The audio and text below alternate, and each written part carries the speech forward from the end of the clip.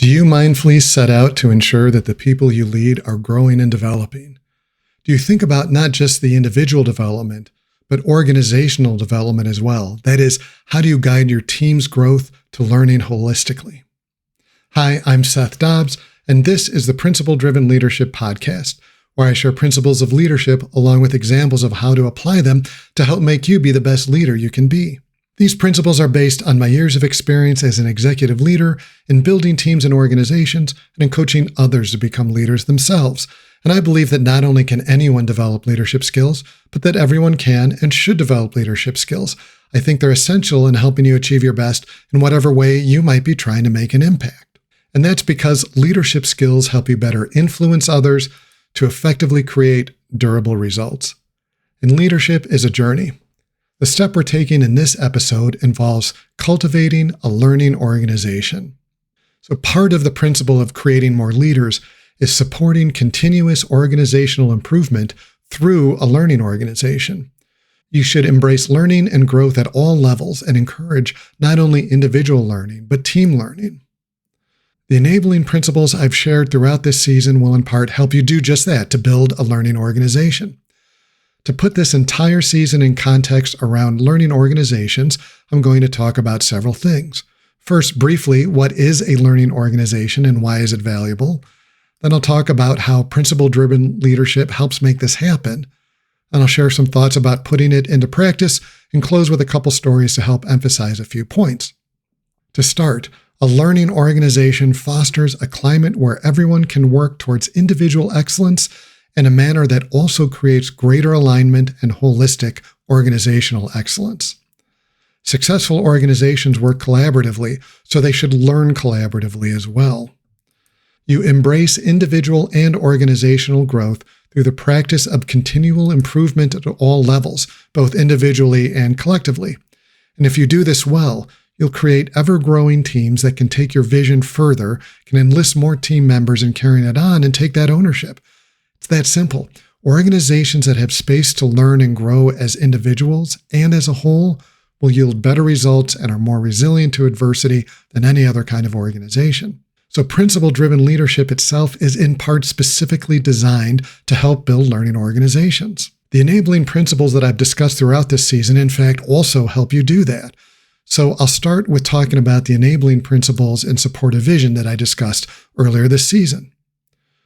Owning both understanding and being understood in this context is about being clear on your vision, on what success looks like, and on understanding what others want out of their career growth so that you can align these two paths together. Measuring productivity by outcomes reinforces the metric of success, of growth, positive impact, and the ability to deliver forward motion, and so that reinforces appropriate growth paths for your team.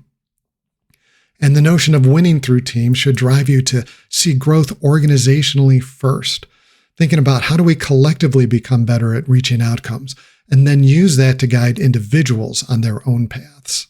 Next are the enabling principles that I discussed, which support problem resolution.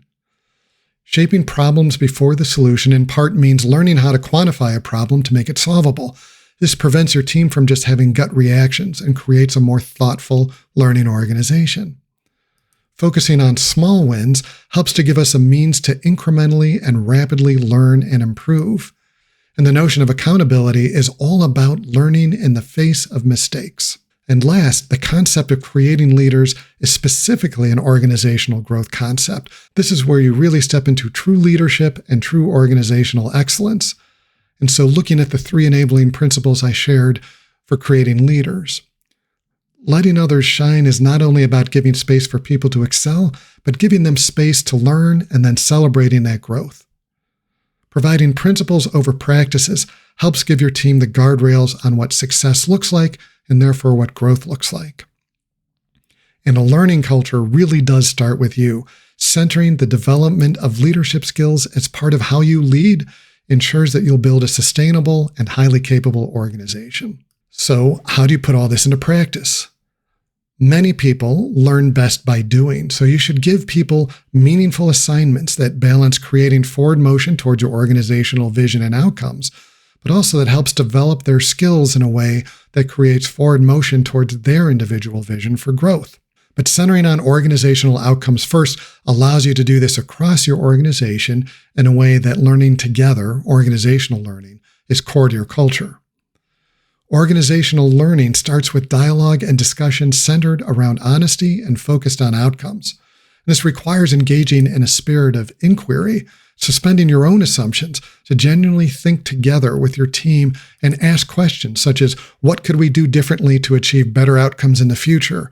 And what did we do that led to the desired outcomes that we should keep doing? These two questions and others of this kind are core to any kind of continual improvement efforts. They're not about assigning fault or blame, nor are they about ignoring what's actually happened.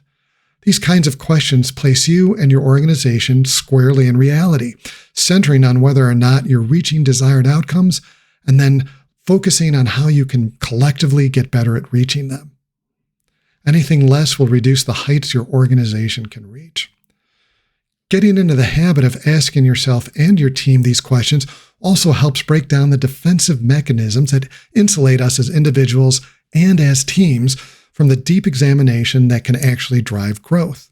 Both we as individuals and organizations have defense routines that can cause us to react quickly and emotionally rather than respond thoughtfully and in alignment with desired outcomes. And the thing is, when these defense mechanisms kick in, they certainly can succeed in preventing immediate pain, but typically they prevent us from learning how to reduce what caused that pain or what caused those problems, which means they'll happen again and again, these problems, creating a cycle where no one learns how to improve, but instead we only learn how to hide. Now, to be clear, it's not the absence of this defensiveness that characterizes learning teams, but how will you overcome that defensiveness when it rears its head? We are humans, after all, and it's hard to completely avoid taking a defensive stance in the face of adverse news, in the face of problems. Worse still, organizational inertia can make it even harder for a team to face the truth. You need to develop enough trust with each other to face the truth and ask the questions I described to impart real learning in your organization and thereby build stronger leaders and a stronger team. So I want to close out with a couple stories. First, many years ago, when one of my children was barely 3, I took her to a playground. And eventually, we wandered over to the big kids section. She saw a giant slide, and she said she wanted to go on it. Now, it seemed really big to me. It was a bit taller than me, and granted, I'm at the low end of average height, but it seemed daunting for a 3-year-old, someone that wasn't even 3. My first instinct was to say no, but I assessed the situation, I thought briefly, and decided to let her give it a try, that I would just stand casually close enough to catch her if she fell without being obvious about it. And my thinking going into this was, one of us will learn a valuable lesson today. Turned out we both learned something. I learned that she could handle it. And because I wasn't obviously hovering, she learned to have more confidence in herself and was ready to take on more playground challenges. And looking at that through the lens of principle-driven leadership, you can see she had a vision, climbing to the top and coming down the slide with the outcome of having fun. I could have told her what to do and more specifically how to do it and what not to do. But instead, I decided to enable her, to give her the space to try it herself. I was prepared to take problem escalation, her falling, literally into my own hands if necessary. But this gave her the room to make mistakes and learn from them. Taking this into the professional world, I had a direct report a few years ago who was agonizing over whether or not to give responsibility to one of her directs. And she simply wasn't sure if the direct could handle it. So I asked if the risk of severe negative outcomes was high, and she said it would be minimal. So then I asked her if she could keep an eye out so that things wouldn't get too out of hand. If her direct started failing or problems started occurring, she could step in. And she said she could, absolutely. So with those questions and those answers, the path became clear to her. She would give her direct the assignment and keep a subtle eye out without making it obvious that she was worried about his success. And leaning on my experience with my daughter, I said to her, one of two things is going to happen. Your direct is going to prove that he can handle the challenge, and so she could stop worrying about whether or not he could, and in fact hand off more outcomes to him. Or she would see more specifically where and why her direct couldn't handle it, and therefore give him the coaching he needed to be successful in the future. Either way, either of those paths was a much better outcome than her just sitting around worrying and wondering. And so in acting on this, she created a learning environment to help her direct grow as a leader. And ultimately it worked out. Her direct took on the new work, succeeded with a little help, and continued to grow further into a leadership role that improved our organization. The more you encourage this kind of behavior, the more leaders you create.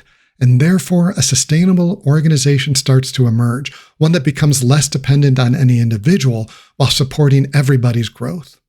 In addition to just enabling the right behavior, you should do your best to teach what you can when it's appropriate. One of the great things about knowledge is that you can give it away and still not lose any of it.